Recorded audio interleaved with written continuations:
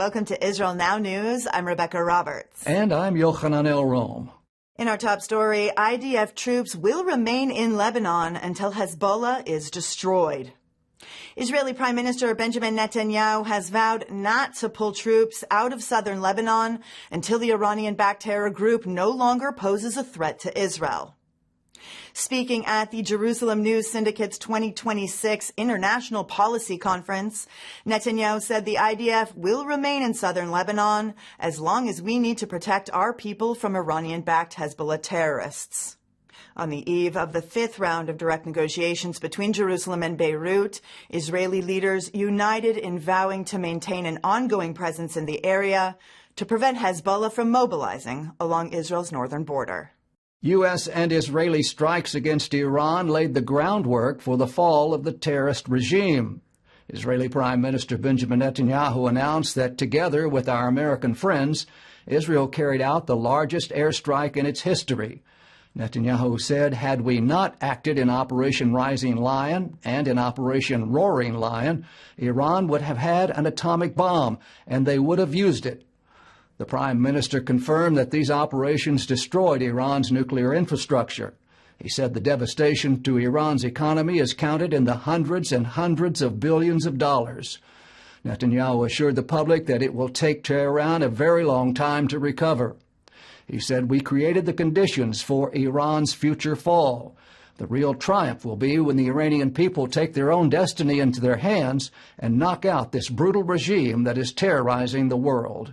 U.S. Vice President J.D. Vance announced that Iran has agreed to allow inspectors with the International Atomic Energy Agency to return to the country to monitor Tehran's existing uranium stockpile and its nuclear weapons program. Vance said that recent negotiations in Switzerland laid a good foundation for a successful final deal. Leaders of the fanatic Islamic Republic continued to deny reports of progress, but President Trump made it clear that if Iran doesn't abide by the agreement, he will act with decisive force. Yochanan has more on that. Yes, Rebecca, U.S. President Donald Trump has praised the progress in negotiations with Iran while warning that he will not hesitate to strike the terrorist regime again to prevent Tehran from obtaining a nuclear weapon. Trump vowed that if Iran does not live up to the agreement, I will do what I have to. He said current negotiations with the Islamic Republic have already forced the opening of the Strait of Hormuz and guaranteed that Iran will never have a nuclear weapon. Israel's foreign ministry has congratulated Abelardo de la Espriella on his recent election as president of Colombia. The conservative pro-Israel candidate campaigned on a promise to open an embassy in Jerusalem and to restore diplomatic ties with the Jewish state, badly strained by his predecessor. Outgoing Colombian President Gustavo Petro falsely accused Israel of genocide in Gaza and opposed sanctions against the Jewish state. He also joined the ICC case against Israel and called for a great army to liberate Palestine. De la Espriella met with Israeli Foreign Minister Gideon Sa'ar in Buenos Aires in May, where he expressed an urgent need to renew Colombia's ties with Israel. Israeli security officials are monitoring Yemeni aircraft landing at Jordanian airports. There is growing concern that the Houthis are smuggling terrorists and weapons to Israel's southern border. The Hashemite Kingdom is currently the only country in the region accepting flights from the Houthi-run Yemenia Airways. Flights from the capital Sana'a are arriving in Amman as well as at the King Hussein Airport, located near the Israeli tourist hotspot of Eilat. Israel's Shin Bet Security Service expressed concern that Houthi terrorist elements and supplies could be smuggled in from Yemen to Jordan for use in a cross-border attack on the Jewish state. New York City Mayor Zohran Mamdani has come under fire for making anti-Semitic statements. The Big Apple mayor called the American Israel Public Action Committee and its supporters monsters. His vile comments came during a recent rally with radical far-left Democratic Senator Bernie Sanders. Mamdani falsely claimed that AIPAC moves millions of dollars in dark money to preserve their power so that they can turn Americans against each other. The unashamed anti-Semitic mayor said in the wealthiest city in the world, in the wealthiest country in the history of the world, we need not live in fear of monsters any longer. The IDF has confirmed that it eliminated a Hamas sniper in Gaza who moonlighted as a cameraman for Al Jazeera. The Army released a statement saying, alongside his work as an Al Jazeera photojournalist, Ahmed Washa was an operative in the military wing of Hamas. In recent months, he advanced sniper attack plans and additional terrorist activities against IDF soldiers deployed in the Gaza Strip. And the threat he posed to Israeli troops operating in the area, he was eliminated in a precision aerial strike.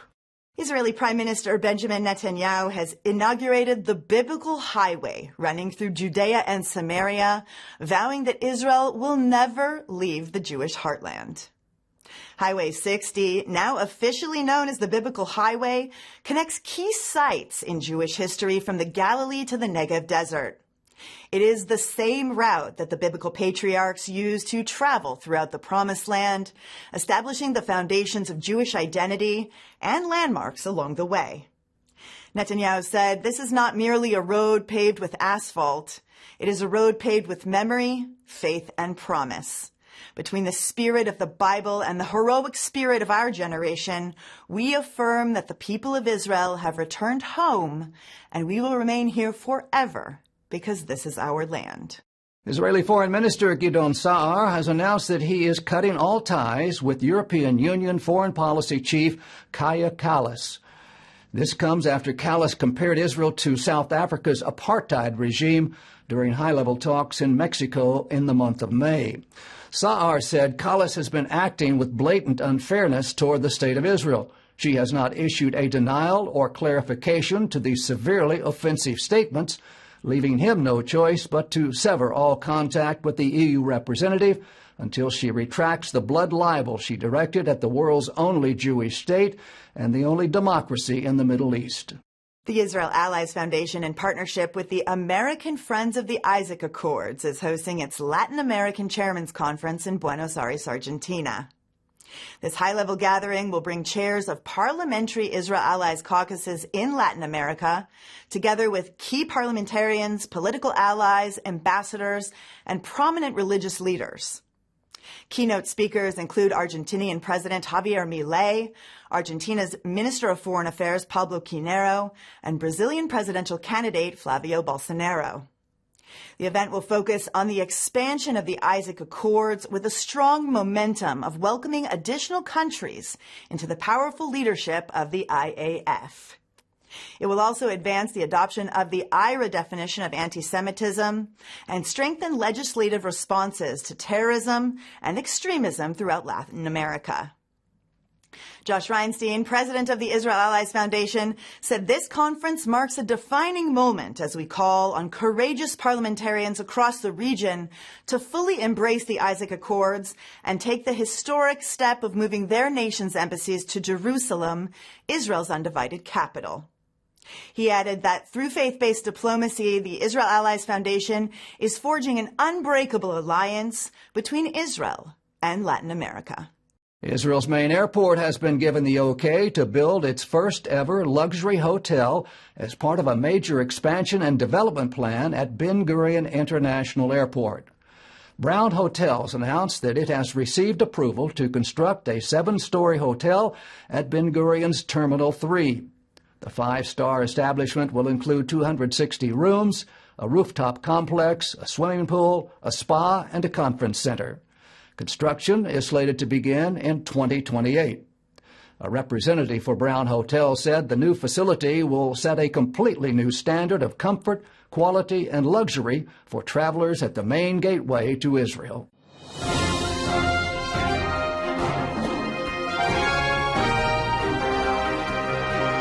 That concludes the news portion of our show. Stay tuned for Ask the Source with Josh Reinstein.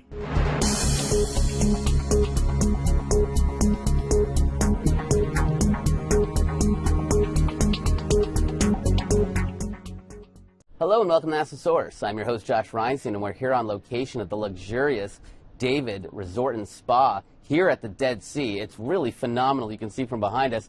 Our guest today is Pastor Larry Huck. He is the head of New Beginnings Church and Larry Huck Ministries. You can see him all over the world, and he's here with us now in Israel. Pastor Huck, thanks for being on the show. Good to be with you, Josh. So, they just signed this MOU. Everyone's a little nervous about it, but you said you're the first one coming to Israel. What brings you to Israel at this time? We've just spoke at the JNS conference, which is an amazing event.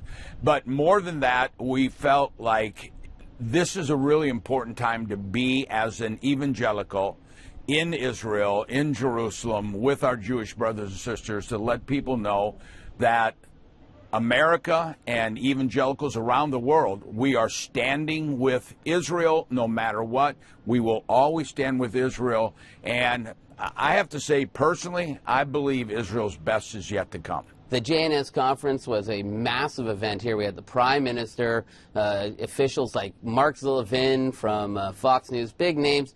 And this year, they said, we want to have a really prominent Christian leader. And they invited you to address the conference.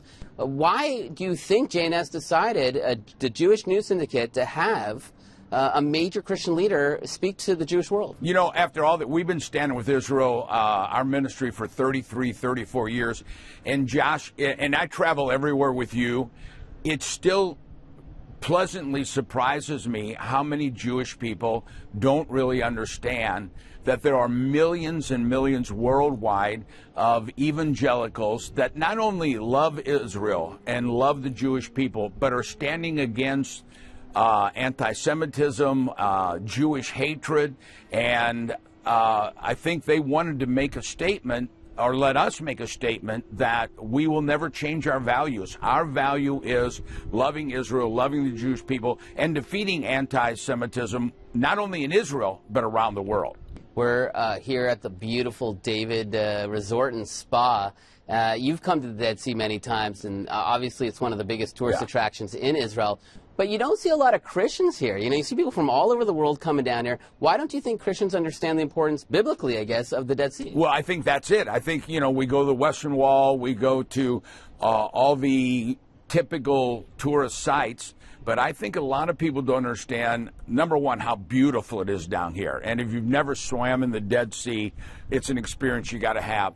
But coming through the Judea desert, or the Negev desert, and understanding, when you walk through here, I'm probably being romantic about it. I can feel the presence of Moses. I can feel the children of Israel walking through here. But David walked these hills, right up above here at Ari and Jeremy's farm.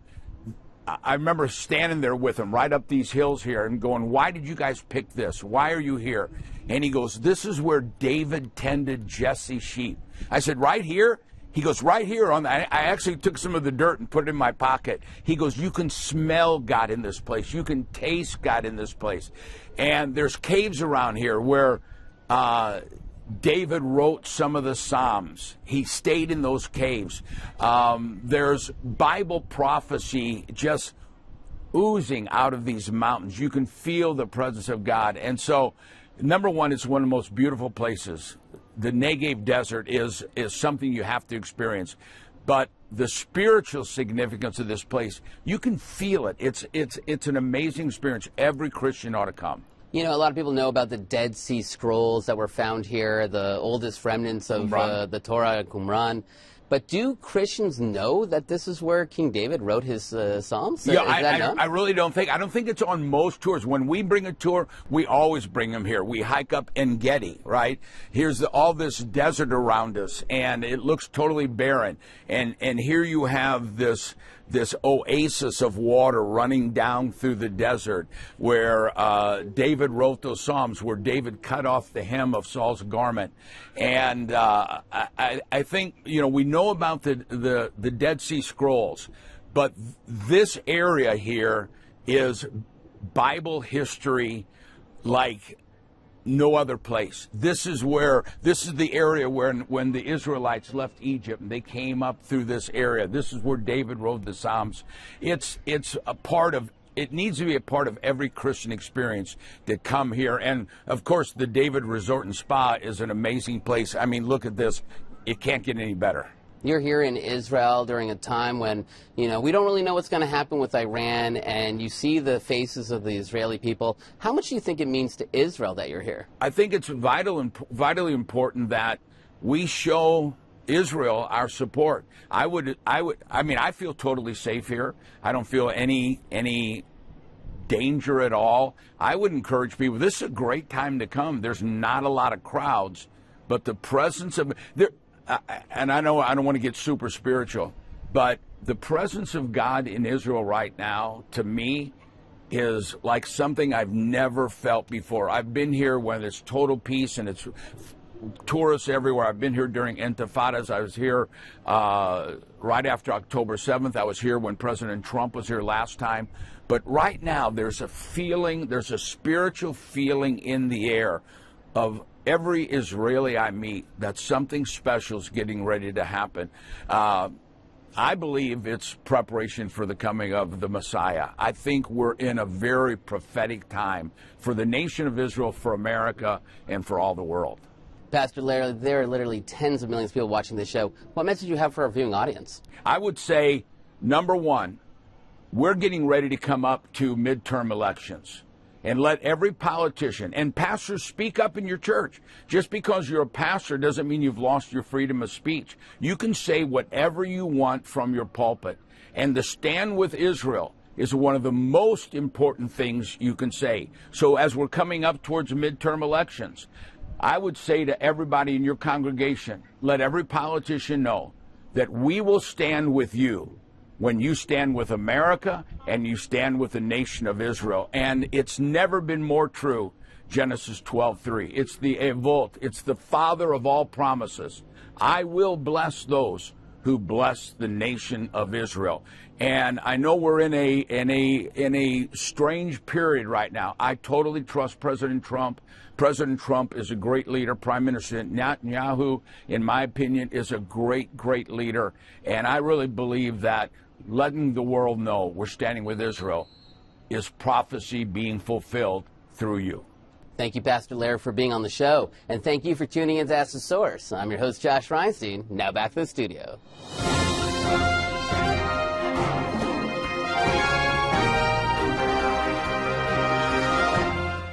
And now the truth from Zion.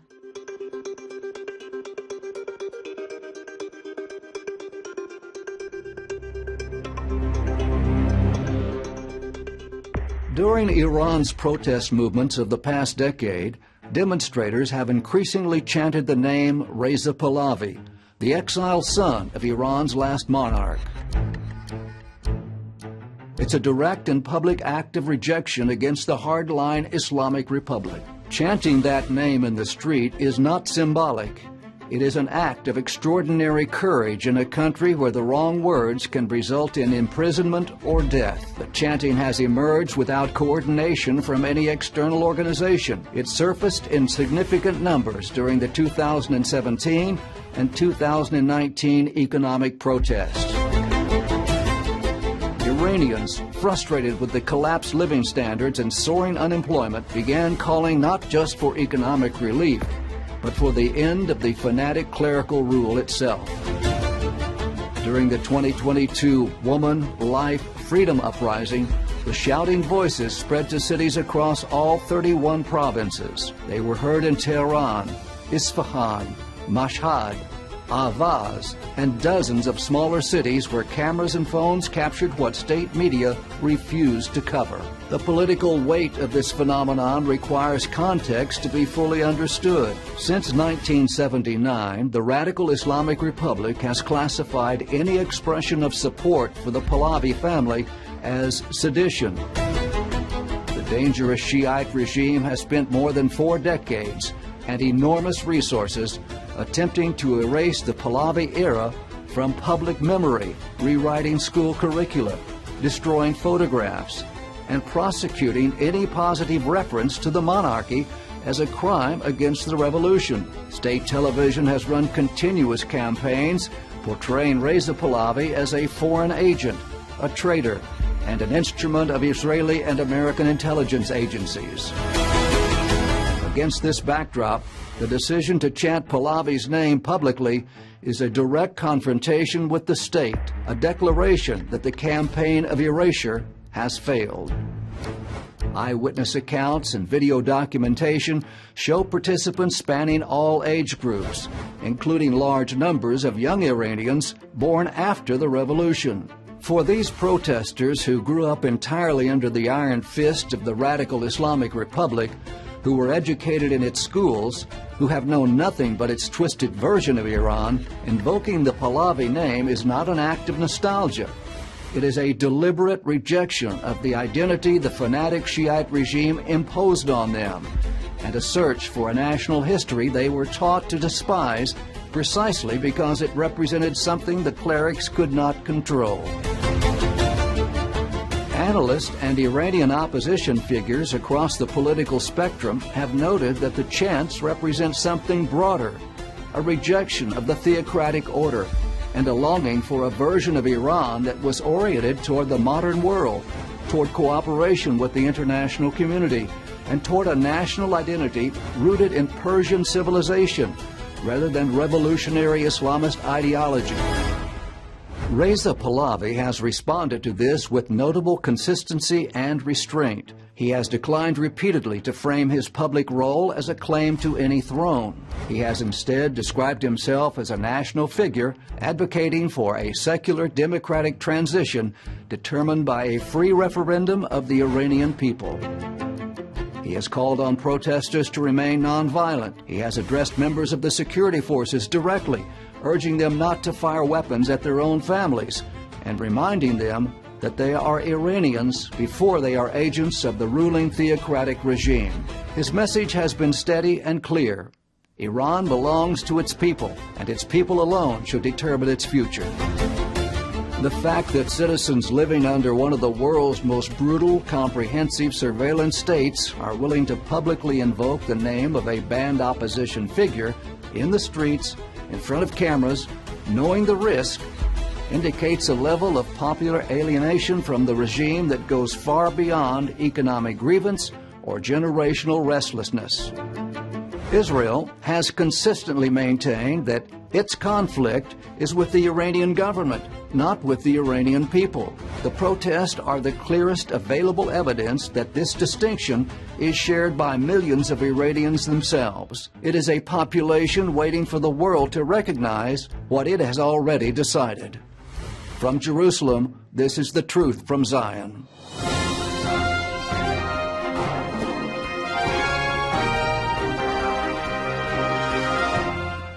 Up next, shining light from Israel.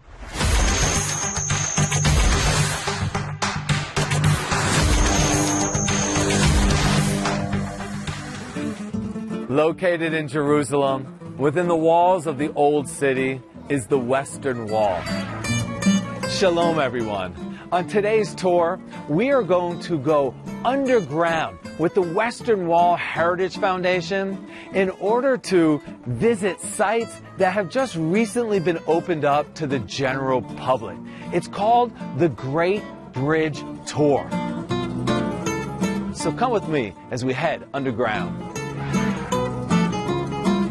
All right, this is absolutely amazing. We're finally inside the Western Wall Tunnel Tour with our expert guide here, Nahum, from the Western Wall Heritage Foundation. And even though it looks like we're underground right now, 2,000 years ago, when this arch behind me was constructed as part of that great bridge that I spoke about before, this is the top of that bridge. And what we're going to do now, with Nahum's assistance, is we're going to go down below the bridge to see those new discoveries that have just been discovered here in what, the last 10 years? Something like that. Incredible. So let's head down now.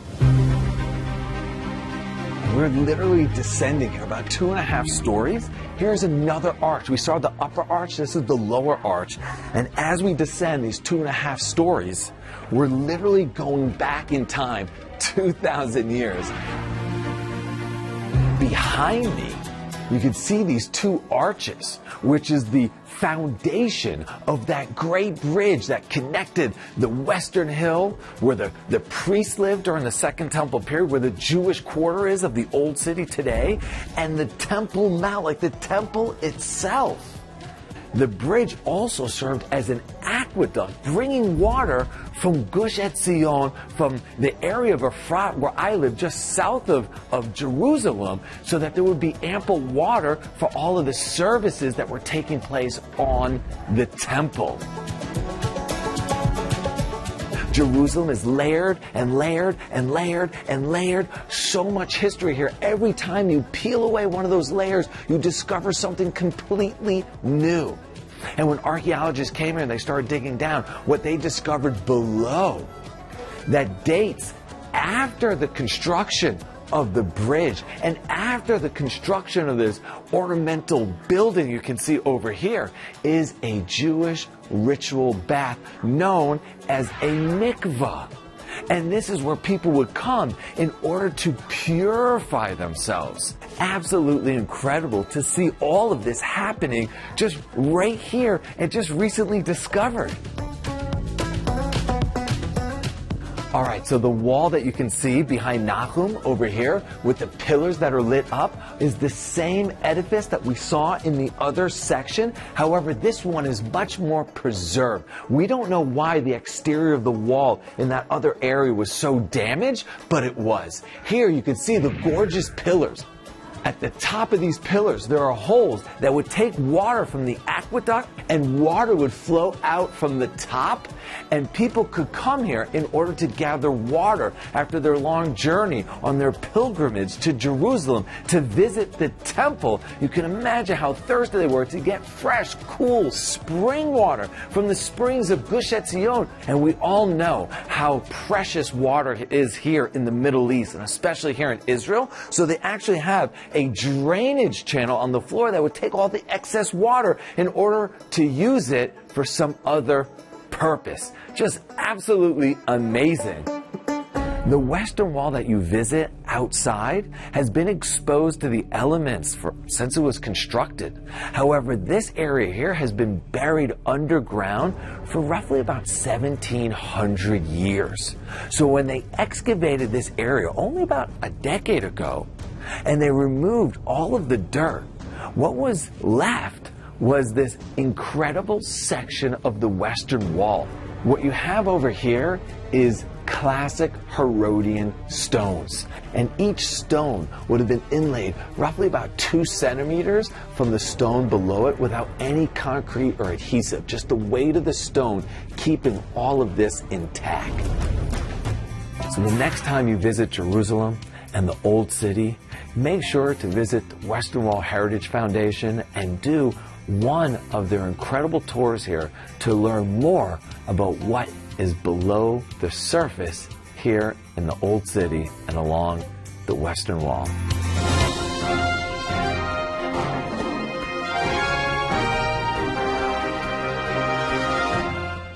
That's all for this edition of Israel Now News. I'm Rebecca Roberts. And I'm Yochanan Elron, reporting from our studio in Jerusalem. Join us again next week for all of your Israel updates.